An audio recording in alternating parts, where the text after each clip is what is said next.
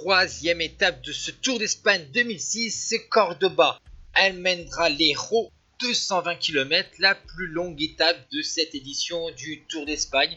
Un profil assez plat avec, comme d'hab, de petites difficultés de troisième catégorie au début de l'étape. Et enfin, la grande ligne droite pour les sprinteurs dans la province d'Extremadura.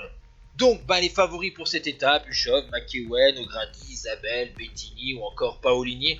Alors qu'attention, petits outsiders comme Napolitano, vainqueur notamment sur la copie Bartali, Pedro Rio de la Rabobank, une étape du Tour de Saxe, Aurélien Clerc, troisième du Tour du Qatar, Jean-Patrick Nazon, le français, vainqueur d'une étape de la Route du Sud ou encore du circuit de Lorraine, ou le coureur Urush Mourne de l'équipe AG2R La Mondiale que vous voyez à l'avant du peloton. Le début de l'étape, 3 coureurs ont formé l'échappée du jour qui a été repris à 15 km de l'arrivée.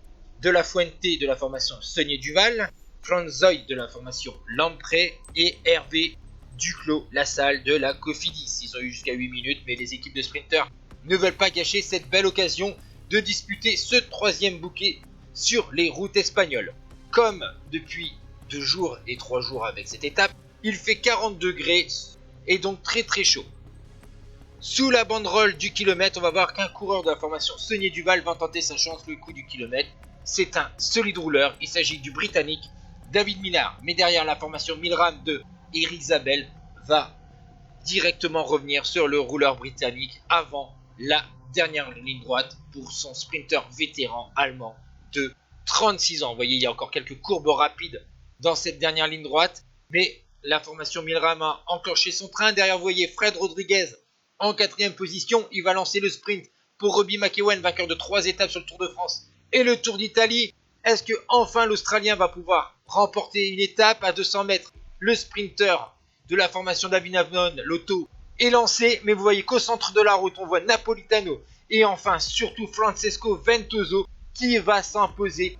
Belle victoire du sprinter espagnol de la Saunier Duval, lui qui s'était notamment imposé sur le Tour du Qatar, mais c'était en 2004, vous voyez, au centre de la route, alors que Thor Hushovd revient du diable mauvais pour reprendre la 2e place comme hier lors de la 2e étape, et la 3e place est pour Stuart O'Grady, Eric Zabel 4e, McEwen seulement 5e, Napolitano 6e.